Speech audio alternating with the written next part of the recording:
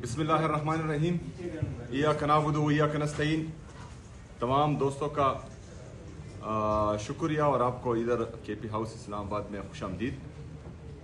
आज की press conference दो बातों पर है।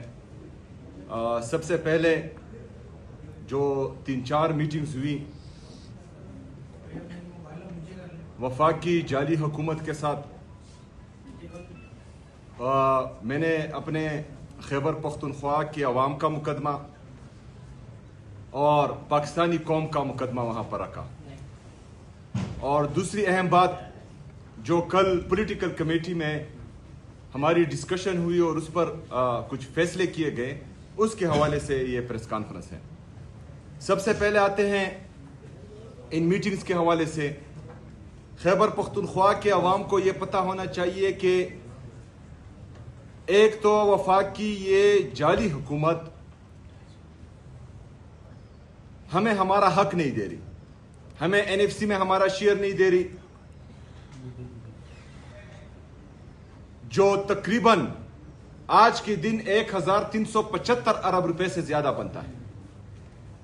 इन्होंने कबायली अजला को खैबर पख्तूनख्वा में एडमिनिस्ट्रेटिवली इंतजामी तौर पर मर्ज किया, लेकिन आज तक जो है ये फाइनेंशियली तौर पर मर्ज नहीं हुआ। एनएफसी का शेयर 2018 से लेकर आज तक गैर आईनी तरीके से तकसीम हो रहा है, क्योंकि आईन में लिखा है कि एनएफसी का शेयर 4 सूबों में तकसीम होगा। आप अगर मर्ज अजला को जो कि 60 लाख से ज्यादा आबादी है उसको अपना हिस्सा नहीं दे रहे, तो इसका मतलब यह है कि आप 4 सूबों में एनएफसी का शेयर तकसीम नहीं कर रहे, जो आईन की खिलाफ वर्जी है। यह मुद्दा हमने तमाम फोरम पे उठाया। वहां पर मीटिंग में या इन मीटिंग्स में शिरकत करने का मकसद यह था कि खैबर पख्तूनख्वा जिसको अपना हक नहीं दिया जा रहा, ना एनएफसी में, ना एनएचपी में, ना जो हमारे बाकी लवाजमात है जो वफाक हमारा मकरूज है वो भी नहीं दे रहा। उसके बाद नेशनल पॉलिसी के तहत इनकी जो हम समझते हैं गलत पॉलिसी है, जो हमारे मुतासरीन हैं, जो हमारी इन मिलिट्री ऑपरेशंस की वजह से दर-बदर हुए हैं, अपने घर बार छोड़े हैं, उनको खैबर पख्तूनख्वा की हुकूमत पैसे दे रही है, क्योंकि ये सिर्फ यहां पर पॉलिसी बनाकर वहां इंप्लीमेंट करने की कोशिश करते हैं, फिर अवाम का इनके साथ जो है कोई गम ही नहीं है। ये पाकिस्तानियों को भेड़ बकरियां ही समझते हैं। लेकिन खैबर पख्तूनख्वा की हुकूमत ने तकरीबन अब तक 15 अरब रुपए उन पर लगा चुकी है। और क्योंकि अभी भी जो है वो अपने घर बार छोड़कर आईडीपीज है या टीडीपीज है, तो ये मजीद जो है हमारे पैसे वहां पर लगेंगे। तो ये मुद्दा भी मैंने दोनों मीटिंग्स में उठाया, जहां पर पॉलिटिकल और अस्करी क़यादत दोनों थी। इसके अलावा जो हमारा रिलीफ पैकेज है रमजान का, वो भी मुद्दा हमने उठाया। तारीख का सबसे बड़ा और खतरनाक सैलाब इस दफा आया था खैबर पख्तूनख्वा पे, वो फ्लैश फ्लड्स और क्लाउड बस्ट की वजह से, जिसमें कीमती जानों का नुकसान भी हुआ था और बहुत सारा माली नुकसान भी हुआ था। वफाक ने हमें उस कीमत में 1 रुपया भी नहीं दिया। जितनी भी रुपए दिए हैं हमने अपने सैलाब ज़दगान के लिए, वो सारी की सारी खैबर पख्तूनख्वा की हुकूमत अपने वसाइल से कर रही है या कर चुकी है। इन सब के होने के बावजूद अभी जुल्म यह किया जा रहा था कि हमारे बजट पर कट लगाया जा रहा था, जो 20 से तकरीबन 30 अरब रुपए इजाफी था। जो रिलीफ पैकेज है, इसके अलावा जो मोटरसाइकिल के लिए और हमारे किसानों के लिए हम अनाउंस कर चुके हैं, इसके अलावा तकरीबन 20 से 30 अरब रुपए यह कटता।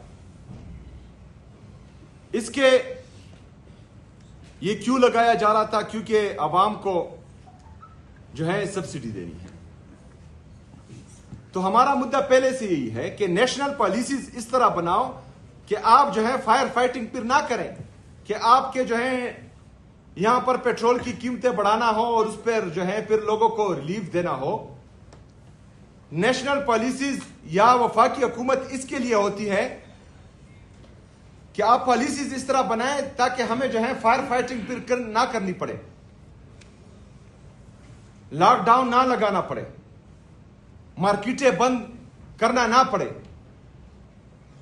बहरहाल हमने वादा किया हुआ है हर मीटिंग में कि पाकिस्तान तहरीक इंसाफ और इमरान खान साहब की यह हुकूमत उस किसी भी पॉलिसी का हिस्सा नहीं बनेगी जिससे अवाम को नुकसान हो और अवामी मफाद में ना हो, चाहे जो भी पॉलिसी बने।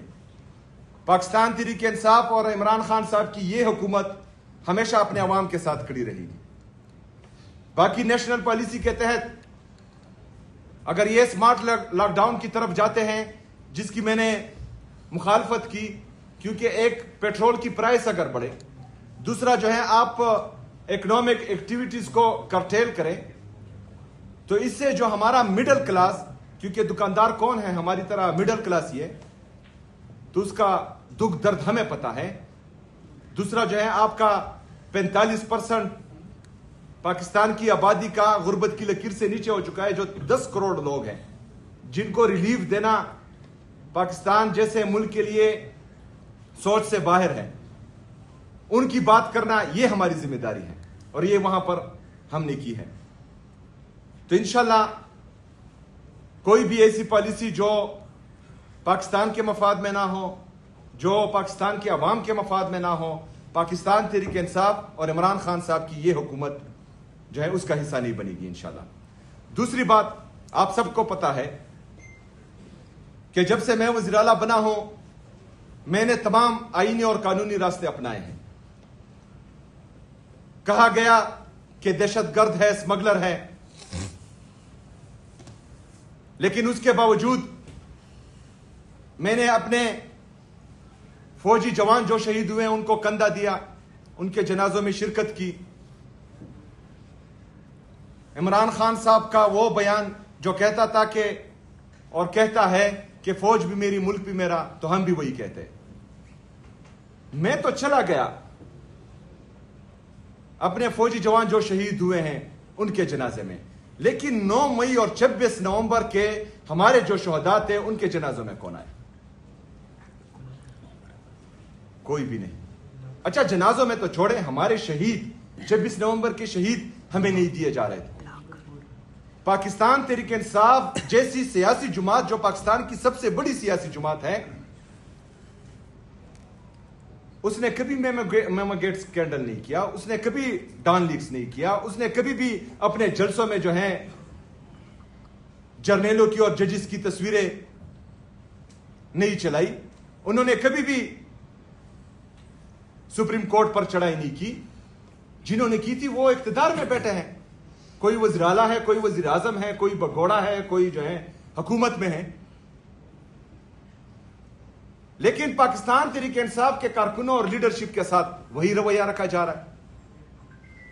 फिर कहा गया कि दहशतगर्दी के खात्मे में ये खैबर पख्तूनख्वा की हुकूमत सीरियस नहीं है। मैंने एपेक्स कमेटी की मीटिंग बुलाई, उसमें अपना जो पॉलिसी हमारी स्टेटमेंट है जो इमरान खान साहब के विजन के मुताबिक है वो दी। मैंने कहा इस पर अमल करो, दहशतगर्दी खत्म हो जाएगी। उसके बाद वफाकी नुमाइंदे आए, उधर भी मैंने सेम यही कहा कि ये पॉलिसी है, इस पर जाएं, क्योंकि 21 साल से आपकी पॉलिसी नाकामी होती आ रही है, दहशतगर्दी खत्म नहीं हो रही, तो ये हल है दहशतगर्दी के खात्मे का। उस पर भी अमल नहीं हुआ।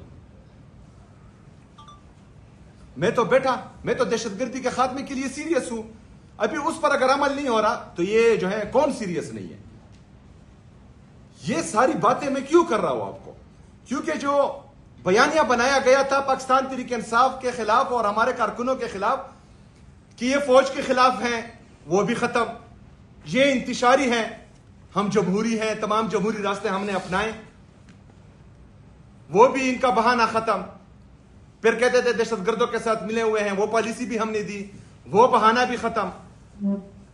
1.5 साल से हमारा कोई एहतजाज नहीं हो रहा। फिर इमरान खान साहब से मुलाकातें क्यों बंद हैं? 1.5 साल से हमारा कोई एहतजाज नहीं हुआ। बुशरा बीबी साहिबा से उनकी फैमिली की मुलाकात क्यों बंद है?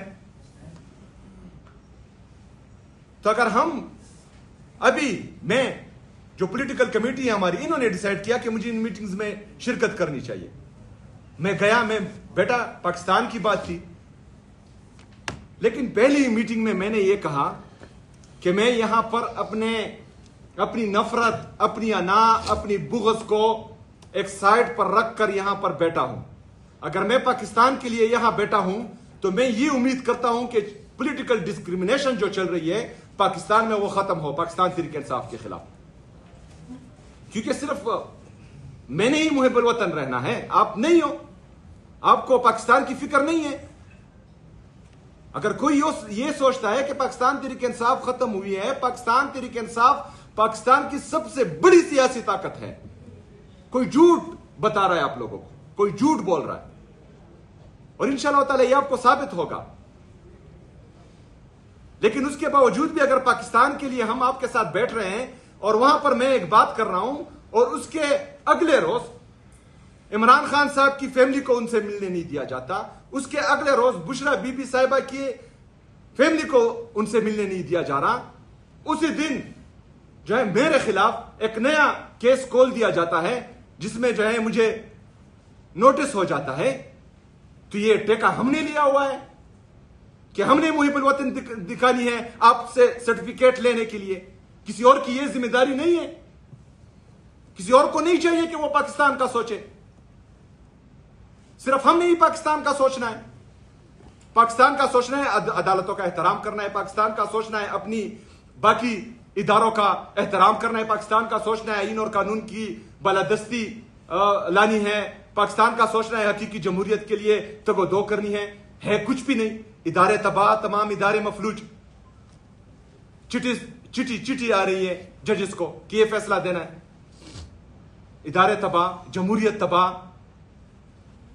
कुछ इदारे सिर्फ इस जाली हुक्मरानों को जो इख्तिदार पे काबिज हैं इनको बचाने में तमाम इदारे लगे हुए हैं पाकिस्तान के। लेकिन पाकिस्तान तहरीक इंसाफ और पाकिस्तान तहरीक इंसाफ के जो कारकुन है उसे दूसरे दर्जे का शहरी जो है उस तरह ट्रीट किया जा रहा है। एक आम वर्कर को तो छोड़े, वज़ीर आला को इस तरह ट्रीट किया जा रहा है, तो हम हाथ पर हाथ धरे बैठ जाएं।